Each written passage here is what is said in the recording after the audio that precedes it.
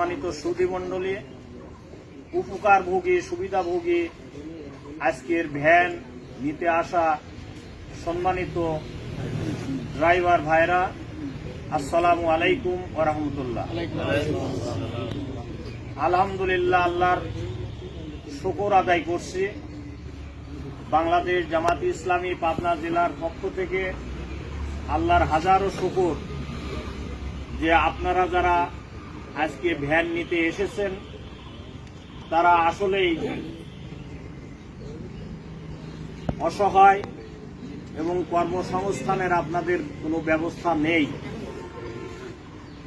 আমরা আমাদের পরিকল্পনায় প্রান্তিক জনগোষ্ঠী যারা আছেন, যারা এই ধরনের অসহায় ব্যক্তি আছেন, তাদেরকে সহযোগিতা করার জন্য এবছরে আমরা পরিকল্পনা নিয়েছিলাম যে দৃশ্যমান কিছু করা যায় কিনা। আমরা ইতিপূর্বেও আমাদের জাকাতের টাকা দিয়ে যাদের বাড়ি পুড়ে গেছে তাদেরকে আমরা সহযোগিতা করি। অনেকে অসহায় আছেন যার চিকিৎসার ব্যবস্থা নাই, আমরা আলহামদুলিল্লাহ শত শত ভাইদেরকে এই কয়েক বছরে চিকিৎসা দিয়েছি। আমাদের অসহায় মানুষদের পাশে দাঁড়ানো জামাতে ইসলামের একটি আদর্শিক দায়িত্ব। আপনারা জানেন, এই ঈশ্বরদীতেই গত বছর বজ্রপাতে 14টা গরু মারা যায় এবং সেখানে একজন লোকও মারা যায়, ওই গরুর মালিকের ছেলেও মারা যায়। আমরা তাৎক্ষণিকভাবে সেখানে গিয়েছি এবং আলহামদুলিল্লাহ একটা বড় ধরনের সহযোগিতা জামাত ইসলামের পক্ষ থেকে করেছি। আপনারা জানেন, গত বছরেই এখানে কামালপুরে আপনার বেশ কিছু লোক অসুস্থ এবং মারা গিয়েছে, বাড়িঘর পুড়ে গেছে। আমরা তাৎক্ষণিকভাবে সেখানে হাজির হয়েছি। আগুন জ্বলছেই, এই অবস্থায় আমরা হাজির হয়ে তাদের পাশে দাঁড়িয়েছি। এইভাবে পাবনা জেলার প্রত্যন্ত অঞ্চলে আমরা যখনই সংবাদ পেয়েছি অসহায় মানুষের কারো বাড়ি পুড়ে গেছে, কেউ অসুস্থ হয়েছে, কেউ দুর্ঘটনা কবলিত হয়েছে, কেউ অ্যাক্সিডেন্ট করেছে, এই সংবাদ পাওয়ার সাথে সাথেই আমরা তাদের কাছে হাত বাড়িয়ে দিয়েছি এবং আমাদের সাধ্যমতো চেষ্টা করছি তাদেরকে সহযোগিতা করার। আমাদের স্বাদ অনেক, কিন্তু সাধ্য সীমিত। এই জন্য আমরা সকলেরই সবকিছু পূরণ করতে পারি না। আজকে যদি আমরা এই 10 জন না 100 জন ভাইকে দিতে পারতাম এই ধরনের ব্যাটারি চালিত ভ্যান, তাহলে আমরা আরো বেশি খুশি হতাম। আমাদের সেক্রেটারি সাহেব বলেছেন, নিছক আমাদের কর্মীদের এবং শুভাকাঙ্ক্ষীদের যে জাকাত আমাদের কাছে দিয়েছিল সেই জাকাতগুলি দিয়েই আপনাদেরকে এই ভ্যান আমরা দিতে সক্ষম হচ্ছি। আমরা গত 13 তারিখে সকল উপজেলার ভাই বোনদের মধ্যে আপনার কোনো কোনো উপজেলায় 5টা, কোনো কোনো উপজেলায় 3টা করে সেলাই মেশিন আমরা গত 13 তারিখে গত 14 দিন আমরা বিতরণ করেছি। আলহামদুলিল্লাহ, আমাদের বোনেরা নিয়ে তারা খুশি হয়েছেন এবং তারাও বলেছেন যে আমরা এটা আত্মকর্মসংস্থান হিসাবেই গ্রহণ করছি এবং এটা আমরা বিক্রি করব না, এটা আমরা চালাবো এবং আমার সংসার যাতে সচ্ছলতা আসে, যাতে চলতে পারে, তার জন্য আমরা আপনাদের কাছে এই ওয়াদা দিয়ে যাচ্ছি। আমিও আজকে মনে করছি আপনাদের ভাইয়েরা একজন বক্তব্য দিলেন, আপনারা এটা সংরক্ষণ করবেন, আপনারা এটা নিজের মনে করবেন, আজ থেকে এটা আপনাদের। যদিও জাকাত ফান্ডের থেকে দেওয়া হলো, এর মালিকানা আপনারাই চালাবেন, সংরক্ষণ করবেন এবং যত চালাবেন তাতেই আপনাদের পরিবারের উপকার হবে, আপনার উপকার হবে। আমরা চাই যে আপনারা উপকৃত হন, এটা আমরা চাই।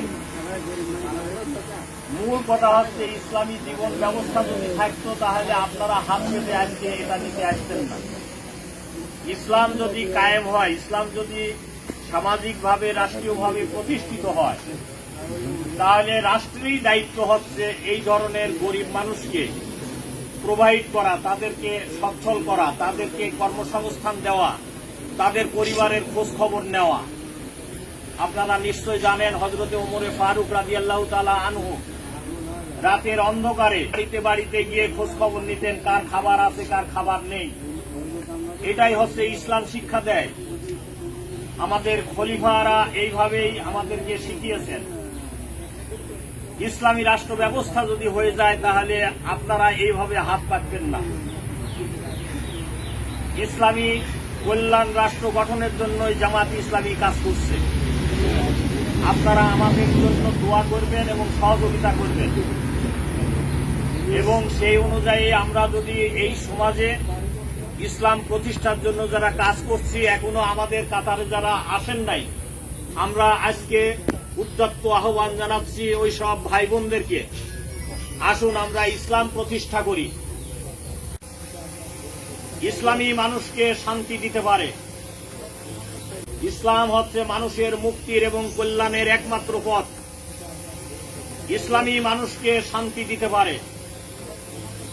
কোরআনে কারিমে আল্লাহ বর্ণনা করছেন, আল ইয়াউমা আকমালতু লাকুম দীনাকুম ওয়া আতমামতু আলাইকুম ওয়া নিমাতি রাদিতু লাকুমুল ইসলামা দীনা।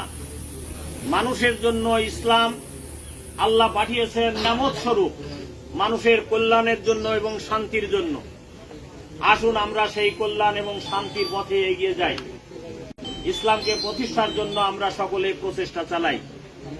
এই আহ্বান জানিয়েই যারা আজকে বিশেষ করে ঈশ্বরদী উপজেলা সংগঠন আমাদের এই কার্যক্রমে সার্বিকভাবে সহযোগিতা করেছেন, বাংলাদেশ জামাতি ইসলামীর জেলা শাখার পক্ষ থেকে উপজেলা শাখাকে ধন্যবাদ জানানো হচ্ছে।